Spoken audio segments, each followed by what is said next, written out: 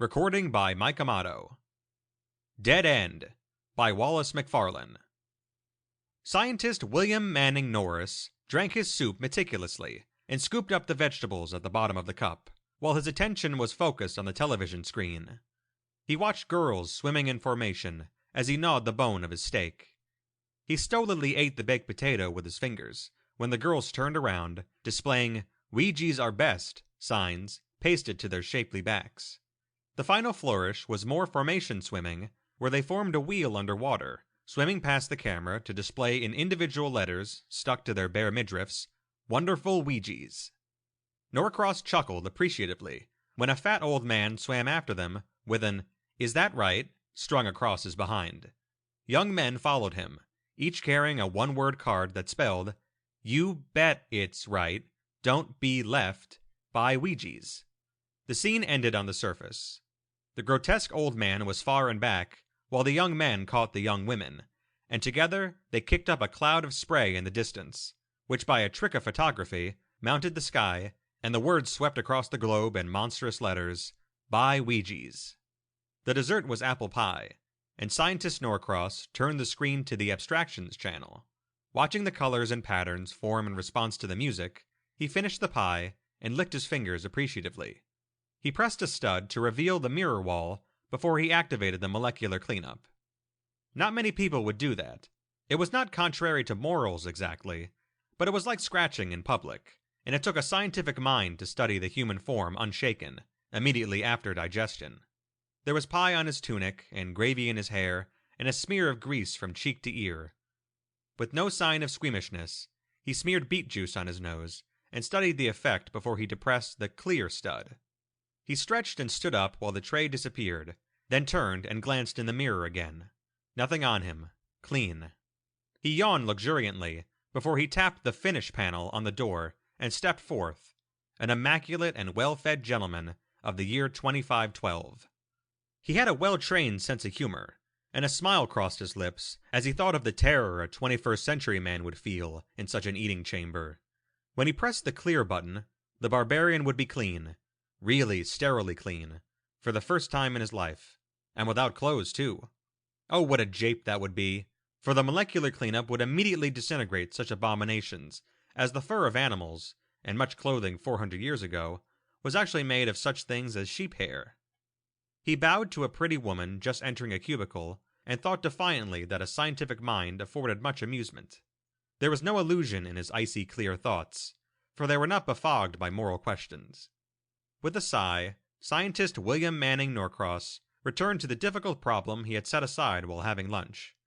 The garden was beautiful outside, but he gave only passing attention to the rain slithering down the huge dome of force over the buildings. He did not pause to admire the everlasting flowers in their carefully simulated beds of soil. John Davis Drumstetter was in a state of crisis again, and Scientist Norcross was worried.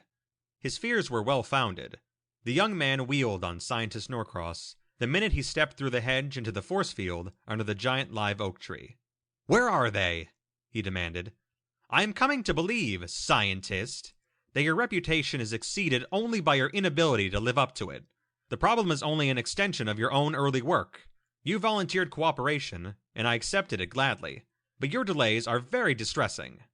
"Johnny," said Scientist Norcross, "the press of my own experiments."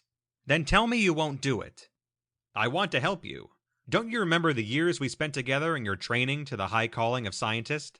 I took your young hand, Johnny, and helped you over the juvenile stumbling blocks. Why, your first mind machine was one I gave you, and when—" "You're a fraud, scientist," said the young man bitterly. "The young never appreciate the old," sighed Norcross. "Go suck a mango." Norcross was shocked. "There's no call for being obscene, John Davis Drumstetter," he said sternly. "To mention eating to another person, and right in public, where you might be overheard—" "Eat a slippery, sloppery mango on television, you old fool.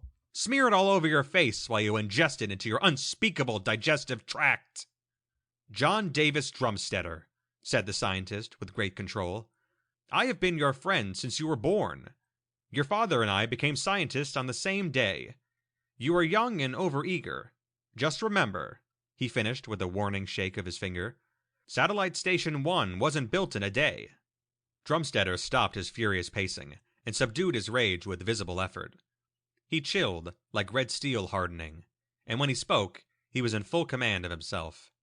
Now listen to me, Norcross, and keep your mouth shut. For the past 40 years, I've been working on the stellar overdrive. We have the solar system in our reticule, colonies have been established on every planet, and ships have been sent to Alpha Centauri, with every chance that mankind has established itself in that solar system. But in the 400 years since science has emerged from the Dark Ages, we've managed to creep only 4 light years away from home. And you, scientist, are withholding your work on the overdrive relay. Do you understand why your plea of old friendship does not affect me? In the past 2 years, you've done nothing. Experiments that must be kept secret, mumbled Norcross. And it is my belief, said the young man in a clipped, cold voice, that you have sold yourself to your taste buds and digestive tract. Either that, and here his burning rage came into the open, or you are a pseudo-life. At this ultimate insult, Scientist Norcross was silent with indignation. He watched Drumstetter shrug into a stole, turn down the power to the huge mind machine, sling his reticule over his shoulder, and stalk off through the hedge. Norcross slumped into a chair, his mind in confusion. He heard Drumstetter's plane as it left the ground. Plane, he thought, his mind avoiding the problem. Plane. What a curious name, handed down through the ages, to call a swift skip powered by Earth's magnetism. An original plane fought the air, buoyed up by the lift of plane surfaces and movement. When the movement stopped, it died. Died. Death. Pseudolife. Scientist Norcross shuddered. His well-trained sense of humor did not include abominations. He took the communication from his pocket and cleared to Prime Center. When the prim, grim face of Prime Center himself in the little disc was sharp, Norcross reported what had happened, even to the suggestion Drumstetter had made that he was pseudolife. "This is very bad," said Prime Center. "Monica Drake Lane is now pseudolife too. God's name. Took her skiff into a cliff in the Sierra Mountains yesterday. Disconnected the anti-collision. A clear case. What will this do to Drumstetter?" "Nothing," said Prime Center. "Unless he learns." "Is she ready?" "I'm sending her to you right now for indoctrination. Reports are that Drumstetter is visiting scientists on the West Coast, and probability reports that he may cover the world before he returns. Do you understand? Her indoctrination must be perfect." "It always has been." Norcross pulled his lip. "The same limitation will be in Monica Drake Lane?" he asked hopelessly. "Of course," said Prime Center. "We'll keep you posted on developments." "You'd better try women," said Norcross. "Women, narcotics, or anything else. I'd eat a blueberry pie with my hands behind my back at high noon," said Prime Center with fierce obscenity, "if I thought it would do any good." He cut the connection. Norcross was still under the oak tree, lost in contemplation of a color abstraction on his little communication, when a tall blonde girl, brown as a berry, stepped hesitantly through the hedge. She walked to him, and, when he looked up, she buried her face in her hands. He stood and held her shoulders. Now, said Scientist Norcross. "Don't cry, my dear." "But this is so puzzling. And I wasn't crying," she answered. "What's happened to me?" "Sit down, Monica, and tell me what you think has happened." "But I don't know. You see, the last thing I remember is walking through the psych lab in San Francisco, and suddenly I'm in New York, and they're sending me to you. What has happened? Where do you first remember being in New York?" Oh, I don't know." She was in a flush of embarrassment. "I'll help you, my dear. You were in the pseudo-life clinic. You are not exactly Monica Drake Lane anymore. She died. You are pseudo-life." Her eyes were bright, and the pupils were pinpointed from shock. "You are the pseudo-life, Monica Drake Lane. To all outward appearances, you are an exact counterpart of the girl. Inwardly, well, your internal organs have been simplified, and you cannot reproduce. Aside from such minor changes, you are identical, and incidentally, a much more efficient creature than your prototype. And if your mind, which is a very good one, was a human mind, I could not tell you this.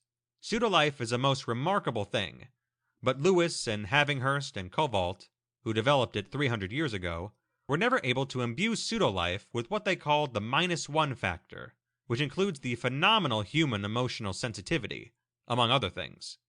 Are you feeling better now? Why, yes. Her voice trailed off. You are no longer a slave to your emotions, said Scientist Norcross complacently. None of us are. You are. Oh, yes. We generally don't speak of such things, but since I'm to introduce you to pseudolife, I can tell you that I died 2 years ago. I'm afraid I never did know, or Monica Drake Lane never. That is, You are Monica Drake Lane. If you will sit quietly, I'll tell you about it. Scientist Norcross took 2 cigarettes from his reticule and offered the girl one. The lip play was considered somewhat daring between the sexes, but under the circumstances, he thought the mild narcotic would be good for her, as well as the sharpening of the senses brought on by actually smoking together. When the Americans, who inhabited this continent, gained domination of the world in the 21st century, they consolidated their position by carrying their customs to the ends of the earth.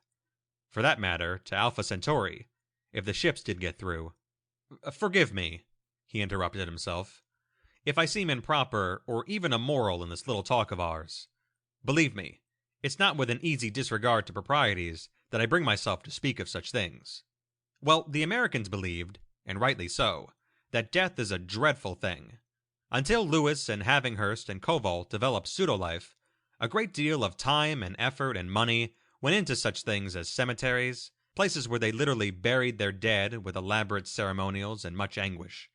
They had other equally wasteful practices, such as madhouses and jails, which were done away with when it became practical to replace a useless person with another who matched the original to near absolute perfection, but without fatal flaws of body or weaknesses of the mind. Emphasis was shifted since those early years, when the abnormals were dealt with, to the comforting of human beings. Should John Davis Drumstetter suffer greatly at the loss of his mentor, the man who guided him in the ways of science? Of course not. He never knew I died. Norcross puffed complacently, sending iridescent rainbow smoke rings over the mind machine. And I am his fiancée, said the girl.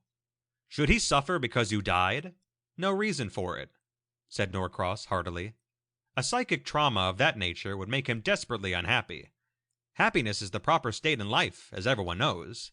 In fact, you will make him much happier than Monica Drake Lane, the original, ever could. Yes, I shall be happy, mused the girl, as if feeling a more limited capacity for sorrow within herself. But you spoke of a -1 factor. Yes, it takes in a lot of things. Though we are immortal, barring accidents, and we retain all the knowledge we had as human beings, the flaw to pseudolife is that no original thought is possible. Students of the matter compare it to glancing at a page in a dictionary. Of course, you don't consciously remember the words there, but in pseudolife, you're capable of remembering and using them properly, so to speak, but not using them creatively. That is our trouble with John Davis Drumstetter. I was a brilliant physicist, but the understanding of new problems is beyond my limitations, and he is beyond me. But I woke in New York, she said irrelevantly. Because your master's pseudolife file was kept there, explained Scientist Norcross. As a human being, you were required to visit the psych lab every month, where your changed pattern was recorded by the mind machine. The pseudolife girl could never lose more than a month of the human being's life. What was your regular appointment date? The 21st. Let's see. You died yesterday, so there would be only 3 days gone. We're very fortunate. But won't he notice a difference in me? Absolutely not. Am I still capable of love? Scientist Norcross blew a plume of rainbow smoke into the air. Suppose, my dear, we find out. Monica Drake Lane agreed, for morality, which is essentially organized taboo that changes as society changes, had, in the 26th century, been confirmed exclusively to eating. Scientist Norcross had often amused himself by imagining how people of other ages would have been outraged by the moral standards of his own era. But his famous sense of humor was not rugged enough to be amused by the moral standards of the past. Not, at any rate, if he had had to endure them, though he found them sufficiently comic as history. She built a bower, an attractive courtship custom that had been adopted from the birds, and the day ended much more pleasantly than Scientist Norcross had expected at lunch. The reports came in from Prime Center. Drumstetter stayed in Los Angeles 2 days, in San Francisco 3, and then consulted with Dowson in Honolulu. He skipped to New Zealand, back north to Japan, and swung across Siberia, with short stops at various laboratories and universities. He was in Finland for 3 days, with old scientist Theophil Gertzli, who, though little better than a witch doctor, called himself a psychologist. He greeted scientist Norcross and his fiancée with an offhandedness that Norcross had not expected, and asked that he be excused from any long immediate association with them, due to the press of uncompleted work. "But Johnny," said Monica Drake Lane, "I've made a bower close by, and you seem very tired." "There's work to be done," said the young man firmly. "I have no time to... Wait, I'll see your bower." As they walked over the lush, artificial grass, scientist Norcross explained that his results from the overdrive relay equations were in the mind machine even now, but John Davis Drumstetter only patted him on the shoulder in a friendly way and told him not to bother. When they reached the bower, scientist Norcross expected that Drumstetter would sleep there after all, for it was an exceptionally pleasant design.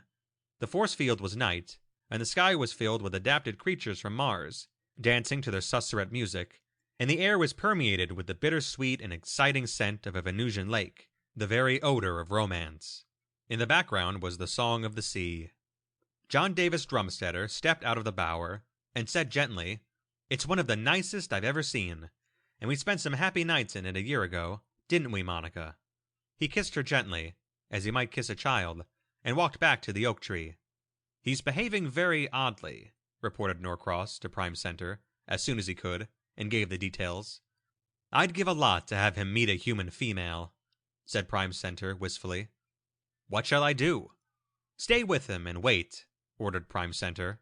"This is the first time the hopes of humanity lie in one man. Remember that. We can only serve," he added bitterly. "He hasn't tested the final limitation? Good. Keep me informed." John Davis Drumstetter stayed beside his huge mind machine for nearly a week, and, though he was only 60, he looked like an old man when he greeted Monica and Norcross at the end of that time. "The relay is finished," he announced. "It's being installed in the Last Hope now. That's what I'm calling my ship. The ship to make mankind free of the stars. My work on Earth is nearly done." "But Johnny, darling," said Monica Drake Lane, looking up at him through her eyelashes, "what about our marriage?" He looked at her with grim pity. "The bower was an old bower," he answered. "Did you have the courage to be a unique in a patterned world? Can you reproduce, Monica Drake Lane?" "Oh, Johnny." "The final limitation," he said. "Humans have the power to command pseudolife. Pseudolife, answer. I command." She sank to the ground. "No," she said. "No, Johnny, I can't have a baby. I died over a month ago. I'm sorry you found out." John Davis Drumstetter turned on scientist William Manning Norcross. "You've done no new work because you have no capacity for it, correct? Answer, pseudolife. I command." Norcross lifted a calm face. "Why, yes," he said. "I'm pseudolife. Have been for over 2 years. But don't you worry, Johnny. It's better this way, and only natural that..." John Davis Drumstetter paid no attention. He spoke as if explaining to himself. "You see, there's pseudolife, dancing to the very end of the masquerade ball that started so long ago. It began when measurable science, the science of finity, made a finite man, a man nearly as good. It was the mental climate of an age that wanted its books digested and then abandoned reading for television. They froze food and pre-cooked it, and said it was even better than garden-fresh vegetables. Do it the easy way, they said, never knowing that the hard way is the only way in the last analysis. Why try and cure a neurotic when you can make a pseudolife of him? Don't let his grieving friends or relations suffer. Provide them with a pseudolife. He's just the same, they said, and he's not sick. And should a man die? Oh no, make a pseudolife for his wife and children." "But Johnny..." "Be still, pseudolife. Why bother with men who are beginning to understand the human mind, when you can create pseudolife? The cheap drives out the good every time. Oh, with the kindliest intentions, with the softest sympathies. Hide, conceal, the truth be damned." "But Johnny, darling..." began Monica Drake Lane. "Be still, pseudolife. There's one more thing, the final capstone to mankind's pyramid of folly." He got Prime Center on the communication. "Answer, pseudolife. I command. Am I the last human being on Earth?" Since you put it that way, said Prime Center reluctantly, you are. And in the solar system? I'm afraid so. The communication dropped from John Davis Drumstetter's hand. This is the logical conclusion, he said slowly. The actors are playing on a stage of worlds for an audience of one.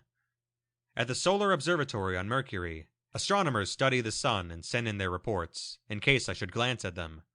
Miners dig ore to provide a market quotation I might see in the telepapers. He kicked the communication across the floor.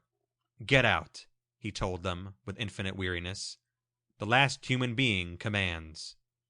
He slept for a day and had breakfast in full public view under a tree. Peeping Toms of both sexes watched him. Prime Center appeared in person just as he finished mopping up the last of his once-over-lightly egg.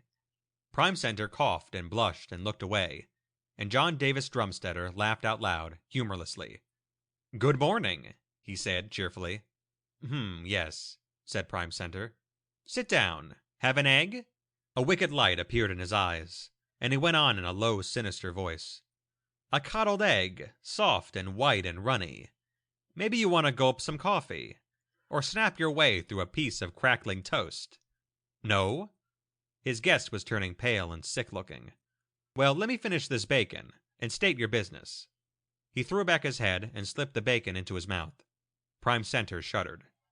Scientist Drumstetter, he said, keeping his gaze fixed on the trunk of the tree, I have come to offer you all the worlds. Yes, the whole solar system, including the asteroids and Pluto. You will be more powerful than Alexander, or Caesar, or Stalin, or O'Toole. We will create a new office, Prime Squared Center, to rule the solar system. Do you mind not doing that? John Davis Drumstetter was licking his fingers thoughtfully. He nodded. Then you accept? No, I'm through licking my fingers. I'll give you your answer on a system-wide communication. Arrange it, Pseudolife, immediately. As a concession to morality, John Davis Drumstetter agreed to step into a molecular cleanup booth. When he came out again, he spoke to the worlds and all the ships in space.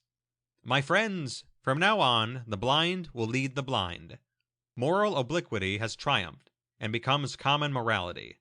He laughed and rubbed his nose. I'm sorry. I was speaking to an audience of one. Myself. What I want you billions to do is to continue your work, to maintain the system as it now stands. Pseudolife will be replaced by Pseudolife till the end of time. It will be a static world. It will be a nearly as good world. It will be a pleasant world by your standards. I wish you to do this, and you must, of course, obey my command. My purpose reaches a little beyond your natural inclination. This system will serve as a fertile warning to any beings with intelligence who may come after me. I will not be with you long, myself. Suicide? Asked Prime Center, hopefully. Alpha Centauri, said John Davis Drumstetter with a chuckle. The colonists left because they didn't like Pseudolife either. Goodbye to you all. He snapped off the communication, waved to the little group under the tree, and entered the last hope. The entry port swung closed. The force field glowed, and then the ship was gone, leaving behind a whirlwind of dust. Alpha Centauri? Asked Monica Drake Lane. Following the others of his wild, unstable breed, said Scientist Norcross. Easy come, easy go, the girl said, shrugging. Prime Center had the last word. Yes, and good riddance. Human beings have always been a nuisance. Dead End by Wallace Macfarlane.